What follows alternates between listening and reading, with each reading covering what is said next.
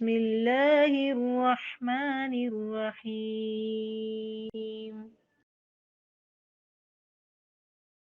باب ما جاء فی کفارۃ المرض، باب بیماری کے کفارہ ہونے کا بیان. ابو سعید خدری اور ابو ہریرہ رضی اللہ عنہما سے روایت ہے، وہ دونوں ہی نبی صلی اللہ علیہ وسلم سے روایت کرتے ہیں کہ آپ نے فرمایا ما یصیب المسلم من نصب، نہیں پہنچتا کسی مسلمان کو کوئی دکھ، ولا وصب، اور نہ کوئی تکلیف، ولا ہم، اور نہ کوئی فکر فاقہ، ولا حزن، اور نہ کوئی صدمہ، ولا اذن، اور نہ کوئی تکلیف، ولا غم، اور نہ کوئی غم، حتی الشوکۃ یشاکھا، یہاں تک کہ کانٹا جو اس کو چبھتا ہے، الا کفر اللہ بہا من خطایاہ، مگر یہ کہ ان میں سے ہر بات کی وجہ سے اللہ تعالیٰ اس کے گناہ اتار دیتا ہے. کتنی تسلی والی حدیثیں، دل کو سکون دینے والی حدیثیں.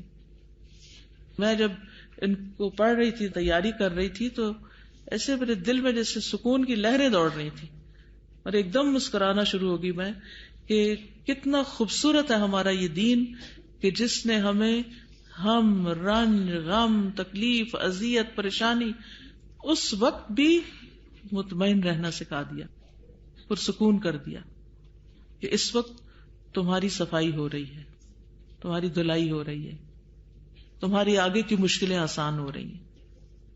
ابن حبان کی ایک روایت میں آتا ہے کہ تکلیف کی وجہ سے اللہ تعالیٰ گناہ مٹا دیتا ہے اور درجات بھی بلند کرتا ہے. یعنی صرف تکلیف ہی نہیں دور ہوتی، درجے بھی بلند ہوتے ہیں.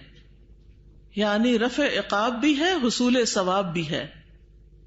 تو انسان کو ہر تکلیف اور غم اللہ کا فیصلہ سمجھ کر برداشت کرتے ہوئے ثواب کے حصول کی نیت بھی کر لینی چاہیے کہ مجھے ثواب بھی ملے گا، تو اور خوشی ہو جائے گی.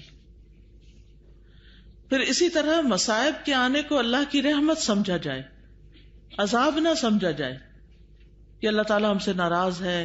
نہیں، یہ بھی اللہ کی رحمت ہے، کیونکہ اس کے ذریعے اللہ سبحانہ وتعالیٰ بندے کو دنیا میں ہی صاف کر دیتا ہے. کیونکہ اللہ تعالیٰ اپنے بندے پر 2 سزائیں جمع نہیں کرے گا. کیا 2 سزائیں جمع نہیں کرے گا؟ یعنی دنیا اور آخرت دونوں کی نہیں. اگر دنیا میں کفارہ ہو گیا تو انسان آخرت کی سزا سے بچ جائے گا. تو یہاں مریض کے لیے بہت بڑی خوشخبری ہے. انس رضی اللہ عنہ کہتے ہیں کہ رسول اللہ صلی اللہ علیہ وسلم نے فرمایا، جب اللہ اپنے کسی بندے سے بھلائی کا ارادہ فرماتا ہے تو اس کے عذاب میں جلدی کرتا ہے، یعنی سزا دینے میں، اور دنیا میں ہی اس کا بدلہ دے دیتا ہے. اور جب اللہ اپنے کسی بندے کے ساتھ شر کا ارادہ کرتا ہے تو اس کے گناہوں کی سزا قیامت تک مؤخر کر دیتا ہے، حتیٰ کہ قیامت کے دن اس کو پورا پورا بدلہ ملے گا. اللہ اکبر! ہم کہاں اس قابل ہیں کہ وہاں کی سزا برداشت کر سکیں. اس کا یہ مطلب نہیں کہ تکلیف مانگی جائے، تکلیف اور مصیبت مانگنی نہیں چاہیے، لیکن اگر آ گئی ہے تو اس کو ہنسی خوشی برداشت کر لینا چاہیے. مومن پہ کوئی دن ایسا نہیں گزرتا نا جس میں اس کو کوئی نہ کوئی یا بات سننی پڑ جاتی ہے، یا کوئی پریشان کن خبر، یا کسی کی دکھ بیماری، یعنی اپنی نہیں بھی تو کسی اور کی سن کے پریشانی لاحق ہو جاتی ہے. کبھی کسی کی یاد ستاتی ہے، کبھی کچھ ہوتا ہے، کبھی کچھ ہوتا ہے، یعنی کچھ نہ کچھ بے-چینی، پریشانی انسان کو دکھ لگا رہتا ہے. کبھی اولاد کی نافرمانی ستاتی ہے انسان کو، کبھی والدین کے دکھ ستاتے ہیں، کبھی بہن بھائیوں پہ آنے والی کوئی مشکل انسان کو پریشان کرتی ہے. یعنی جب اپنے اوپر ساری راحتیں اور نعمتیں بھی ہوں نا، بندے پہ ہر لحاظ سے مطمئن ہے، جان مال ہر چیز میں عافیت ہے، تو ماں باپ کو دیکھ کے پریشان ہو جائیں گے، ان کو دیکھ کے رونے لگ جائیں گے کہ ان کو کیوں تکلیف ہے. کسی اور پیارے کے بارے میں سنیں گے، بچے کو دیکھیں گے اس کو کوئی تکلیف، اس پہ رونا آئے گا. یعنی دنیا میں چین تو ہے ہی نہیں. تو چین کیا چیز دیتی ہے؟ یہ دین دیتا ہے کہ اس وقت بھی انسان مسکراتا رہتا ہے پھر کہ میرے لیے اس میں بھی کوئی خیر اور بلائی ہے، اس میں بھی خیر ہے، اس میں بھی خیر ہے. تو مومن کا مرض اس کے لیے خیر کا باعث ہوتا ہے. صہیب رضی اللہ عنہ سے مروی ہے، وہ کہتے ہیں ایک مرتبہ رسول اللہ صلی اللہ علیہ وسلم اپنے صحابہ کے ساتھ بیٹھے ہوئے تھے کہ مسکرانے لگے. پھر فرمایا تم مجھ سے پوچھتے کیوں نہیں کہ میں کیوں مسکرا رہا ہوں؟ صحابہ نے عرض کیا اللہ کے رسول آپ کیوں ہنس رہے ہیں؟ آپ نے فرمایا مجھے تو مومن کے معاملے پر تعجب ہوتا ہے، بے شک اس کا سارا معاملہ خیر ہی خیر پر مشتمل ہے. اگر اسے کوئی پسندیدہ چیز پیش آتی ہے تو وہ اللہ کا شکر ادا کرتا ہے اور وہ اس کے لیے بہتر ہوتا ہے، اور اگر اسے کچھ ایسا پیش آ جائے جسے وہ ناپسند کرتا ہے تو وہ صبر کرتا ہے جو اس کے لیے بہتر ہوتا ہے. اور مومن کے علاوہ کسی اور کو ہر معاملے میں ایسی خیر حاصل نہیں، یعنی اس طرح کی خیر حاصل نہیں ہوتی. پھر اسی طرح جو مومن بیماری پہ راضی رہتا ہے کہ کوئی بات نہیں، اللہ نے بھیجی ہے، اللہ ہی ٹالے گا، اللہ ہی کی مرضی سے آئی ہے، تو راضی رہنے والے مریض سے اللہ محبت کرتا ہے. اس کا یہ مطلب نہیں کہ وہ علاج نہیں کرواتا، نہیں، علاج بھی کرواتا ہے، لیکن شفا بھی تو اللہ کے اذن سے ہی ہوتی ہے. رسول اللہ صلی اللہ علیہ وسلم نے فرمایا بے شک زیادہ ثواب بڑی آزمائش کے ساتھ ہے، اور بے شک اللہ جب کسی قوم سے محبت کرتا ہے انہیں آزمائش میں مبتلا کر دیتا ہے. بس جو راضی ہو جائے اس کے لیے رضا ہے، اور جو ناراض ہو اس کے لیے ناراضگی مقدر ہو جاتی ہے. مرض مریض کے لیے ایک خوشخبری ہے. آپ صلی اللہ علیہ وسلم ام علا کی عیادت کے لیے تشریف لے گئے جب وہ بیمار تھی، تو آپ نے فرمایا ابشری، اے ام علا خوش ہو جاؤ، مسلمان کے مرض کی وجہ سے اللہ اس کی خطائیں دور فرما دیتا ہے، جیسے آگ سونے اور چاندی کا کھوٹ ختم کر دیتی. تو انسان کے اندر جو نفاق کی کچھ کیفیات ہوتی ہیں وہ بھی دور ہو جاتی ہیں. اللہ تعالیٰ کی ناراضگی دور کرنے کا سبب ہے بیماری، گناہوں اور برائیوں کا کفارہ ہے. نبی صلی اللہ علیہ وسلم نے فرمایا، مسند احمد کی روایت ہے، مومن مرد اور مومن عورت پر جسمانی یا مالی یا اس کی اولاد کی طرف سے مستقل پریشانیاں آتی رہتی ہیں، یہاں تک کہ جب وہ اللہ سے ملتا ہے تو اس کا ایک گناہ بھی باقی نہیں ہوتا، صاف ستھرا. تو آپ نے دیکھا ہوگا کہ کچھ لوگ بہت دیر بیمار رہ کر فوت ہوتے ہیں، تو لوگ ان پر بڑا ترس کھاتے ہیں اور کہتے ہیں پتہ نہیں کس شامت میں پکڑے گئے ہیں یا ایسی کچھ چیزیں. لیکن وہ جتنی بھی دیر بیمار رہتے ہیں وہ بیماری ان کے گناہوں کا کفارہ بنتی چلی جاتی ہے. ابو سعید خدری سے روایت ہے کہ ایک شخص نے رسول اللہ صلی اللہ علیہ وسلم سے عرض کیا، آپ کی کیا رائے ہے یہ بیماریاں جو ہمیں لاحق ہوتی ہیں ان میں ہمارے لیے کیا ہے؟ آپ نے فرمایا یہ کفارہ ہوتی ہیں. ابی ابن کعب نے پوچھا اگرچہ وہ قلیل ہو، تھوڑی سی بھی ہو؟ فرمایا ہاں، خواہ ایک کانٹا چبھے یا اس سے بھی کم ہو. تو اس سے بھی پتہ چلتا ہے کہ معمولی بیماری بھی گناہوں کا کفارہ ہوتی ہے.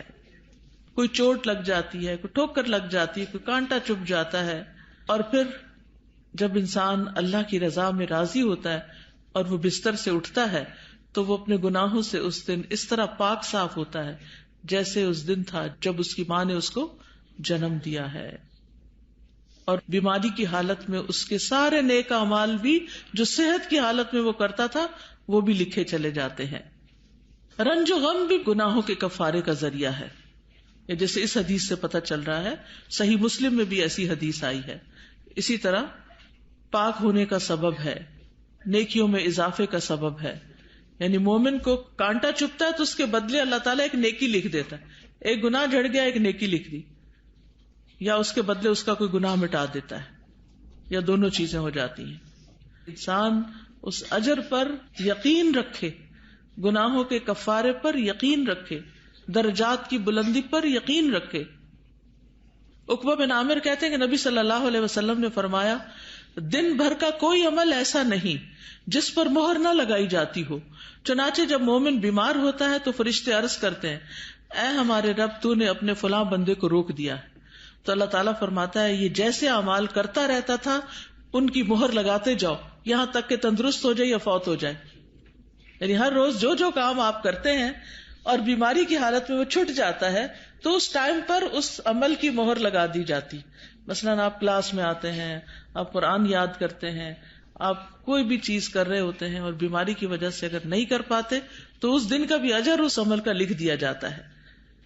اگر کوئی شکوہ نہیں کرتا تو بیماری کے بعد نیا گوشت اور نیا خون بھی ملتا ہے، یعنی صحت پہلے سے بہتر بھی ہو جاتی. پھر یہ اللہ کی طرف پلٹنے کا موقع بھی ہوتا ہے، اپنی اصلاح کا موقع بھی ہوتا ہے، اپنے گناہ یاد آتے ہیں. پھر اسی طرح انسان کا جب کھوٹ ختم ہوتا ہے، دیکھیں بخار ہے نا جیسے، تو جسم کے زہریلے مادوں کو بھی جلاتا ہے اور اسی طرح گناہوں کو بھی جلاتا ہے. تو اس کے بعد جب انسان صحت مند ہوتا ہے تو پہلے سے زیادہ چست ہو جاتا ہے، یعنی جب کمزوری وغیرہ دور ہوتی ہے تو پھر کارآمد ہو جاتا ہے. نبی صلی اللہ علیہ وسلم نے فرمایا کہ مومن بندے کی مثال جب وہ بخار میں مبتلا ہوتا ہے اس لوہے کی طرح ہے جسے آگ میں ڈال دیا جاتا ہے، جس کی وجہ سے اس کا کھوٹ ختم ہو جاتا ہے اور اس کا کارآمد حصہ باقی رہ جاتا ہے. اللہم صل علی محمد وعلی آل محمد كما صليت على إبراهيم وعلى آل إبراهيم إنك حميد مجيد. اللهم بارك على محمد وعلى آل محمد كما باركت على إبراهيم وعلى آل إبراهيم إنك حميد مجيد.